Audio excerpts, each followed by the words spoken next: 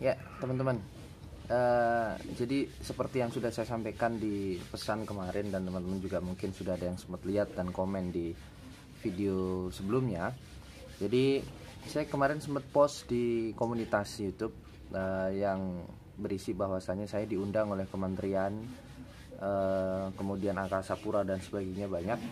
Itu nanti saya akan sertakan beberapa cuplikan hasil istilahnya ya rapat dengar pendapat lah ya, jadi fokus group discussion namanya. Dan di situ sedikit saya ingatkan akan sedikit sekali muatan keilmuan mungkin ya, banyak muatan keilmuan, cuman banyak sekali yang saya potong-potong. Nah, untuk teman-teman yang mungkin cuma pengen tahu hasilnya, nanti bisa langsung pindah ke menit-menit akhir aja, nanti saya akan berikan konklusi seperti apa. Jadi saya ingatkan dari awal, kalau misal teman-teman nggak suka dengan isi videonya, nanti bisa langsung silakan di skip untuk tahu hasilnya seperti apa berkenaan dengan pengiriman ikan, khususnya dari Pekalongan untuk keluar pulau. Disimak ya teman-teman ya.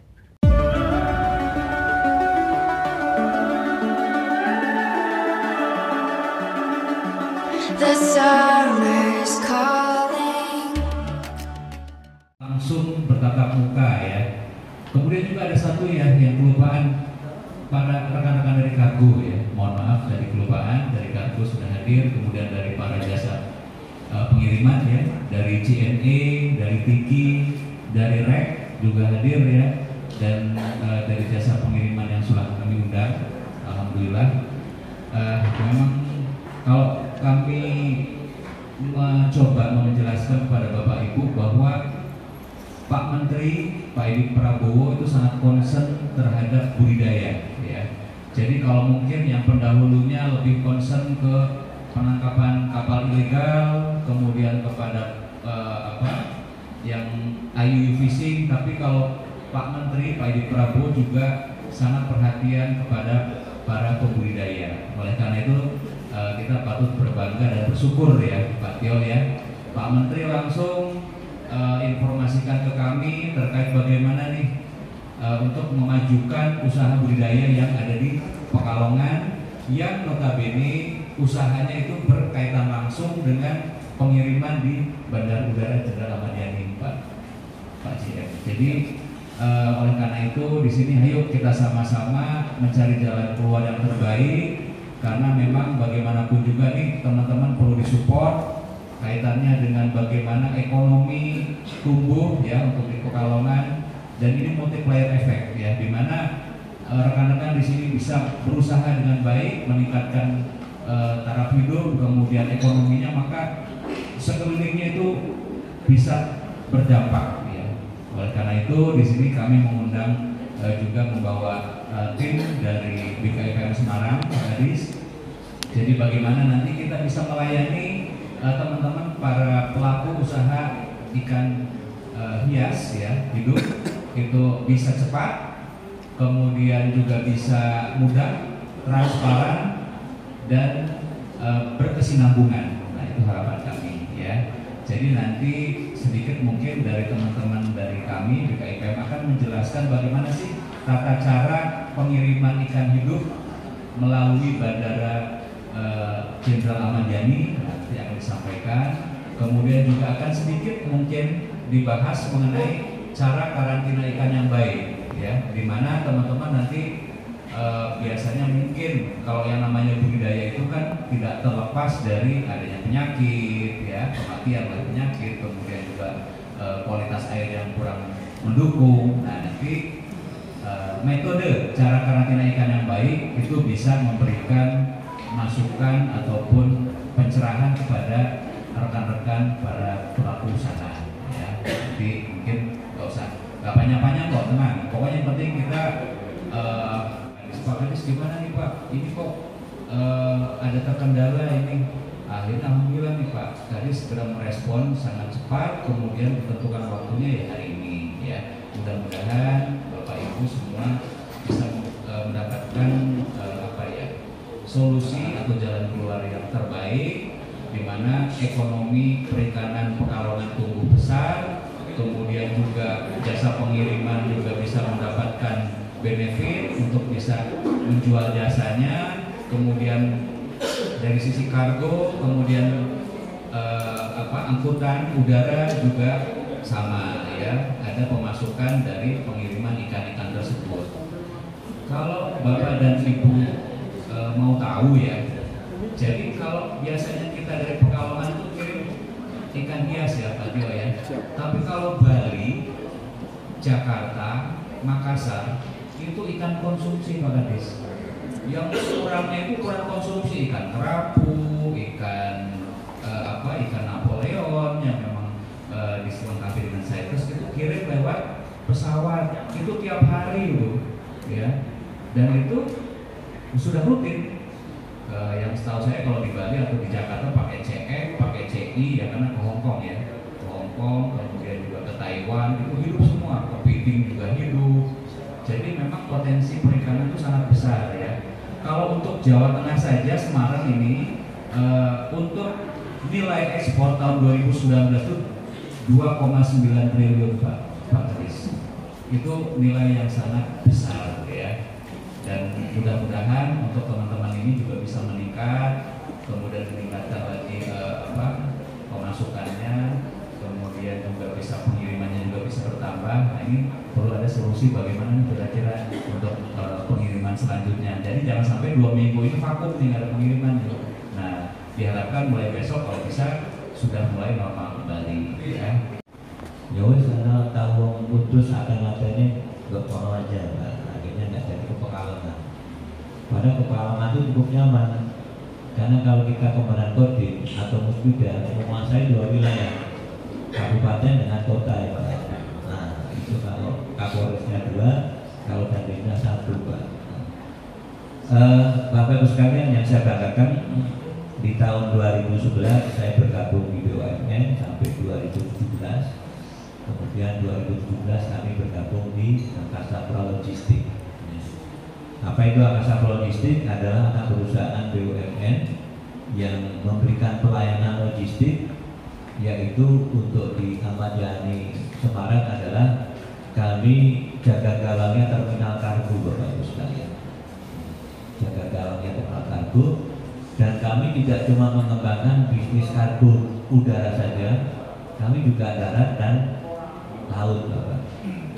Sehingga izin Pak Gatot, tadi malam Bapak sempat WA kami. Tadi malam itu kami dari Gresik Pak. Dari Gresik di sana kami mendapatkan pekerjaan karena PT Petrokimia Gresik itu BUMN, produksi pupuknya Pak itu satu hari 30.000 ton disalurkan di seluruh Indonesia. Nah kebetulan itu namanya SMU, Surat Muatan Udara ya. Sehingga kami Angkasa Pura Logistik mempunyai unit pelayanan itu namanya EMPU. Kalau di laut namanya EMKL, Ekspedisi Muatan Kapal Laut, Laut Laut. Kalau di udara EMPU, Ekspedisi Muatan Pesawat Udara ya. Nah dari EMPU ini nanti yang akan menjual SMU kepada Bapak. SMU ini dikeluarkan oleh LN ya, mau dipahami bahwa sekalian. Sehingga aturan-aturan sekian menjadi sekian dan sebagainya ini LN Pak. Ini sudah hanya baku ya. Karena pastinya LN akan rugi Pak kalau barang kecil satu SMU yang tidak dikonsol menjadi 10 kilo padahal membuka space yang cukup banyak. Ini tentunya mohon Bapak Ibu pahami ya, karena kalau kita bicara udara ini memang kita harus bicara produk Bapak ini pasti mempunyai kualitas khusus, harus nyampe dengan cepat, harus diberikan pelayanan cepat, dan spesial lainnya atau spesial handling lainnya, sehingga sampai Bapak harus kena beban surcharge tadi karena perlu perlakuan khusus. Dan ini berlaku tidak cuma domestik, internasional juga sama ya. Jadi mohon dengan hormat, inilah yang bisa kami jelaskan kepada Bapak Ibu sekalian. Semangat kita, semangat kami Angkasa Logistik, semangat bapak-bapak yang bersama kami ya. Pak Gatot, Pak Haji, bagaimana Bapak Ibu sekalian selaku pengusaha budidaya ikan hias di dalam pelayanan itu puas Pak? Paham bahwa regulasi yang ada kami ini menjembatani untuk kelancarannya. Ada Pak? Monggo, masih ada yang ditanyakan Pak? Oke, jadi itu dia teman-teman, seperti yang sudah di awal saya sampaikan. Saya mau ngasih kesimpulan ya dari pertemuan, hasil pertemuan kemarin. Intinya teman-teman, dari pihak Balai Karantina Kota Semarang itu oke. Dari Angkasa Pura selaku dari pihak istilahnya penerbangan oke juga. Kemudian masalahnya hanya tinggal satu, antara Jasper sama kita sebagai pengirim. Nah, kemudian ada satu pihak lagi di luar Angkasa Pura, yang mana itu adalah pihak airline. Jadi pihak pembawa ya, pihak pembawa produk kita untuk keluar pulau atau keluar negeri. Dan mereka itu kabarnya meminta biaya penanganan khusus atau subcharge. Ya, subcharge itu dibebankan ke kami sebagai pengirim, besarannya adalah 150% dari biaya ongkos kirim. Jadi misal ya, ongkos kirimnya itu 10.000, jadi nanti ditambahkan biaya penanganan khusus itu jadi 25.000, karena 150% dari 10.000 dikalikan 1,5 kali lipat, harusnya seperti itu. Nah, nanti tanggal 17 Maret ini saya dan beberapa teman-teman di Pekalongan akan diundang secara khusus oleh pihak JNE selaku jasa pengiriman untuk bisa kirim ke luar pulau. Sementara ini yang mau dan yang bisa bersedia untuk menguruskan karantina mewakili kita selaku peternak dan pengirim, penjual, itu cuma JNE. Untuk Tiki saat ini masih belum bisa karena alasannya masih ada beberapa kendala di pihak karantinanya yang berkaitan sama Tiki. Kalau JNE sudah oke, dan insya Allah nanti tanggal 17 kita akan berikan hasilnya seperti apa. Semoga bisa lancar lagi kita kirim-kirim ikan. Dan teman-teman yang sudah nunggu ya ikan saya, ada beberapa yang dari Banjarmasin, kemudian dari Papua, dan di beberapa daerah lain di luar Pulau Jawa itu bisa Oke, itu aja teman-teman dari saya. Semoga bisa sedikit memberikan informasi ke teman-teman, juga tambahan pengalaman juga, bahwasanya ternyata nggak segampang itu loh kirim-kirim ikan. Dan ada prosedurnya juga. Oke, terima kasih teman-teman sudah menonton video yang ini sampai habis ya. Tetap support channel ini agar kita bisa terus sharing ilmu bermanfaat berkenaan dengan dunia ikan cupang, dan dunia hobi yang kita cintai ini bisa lebih maju lagi. Terima kasih. Assalamualaikum warahmatullahi wabarakatuh. Yuk.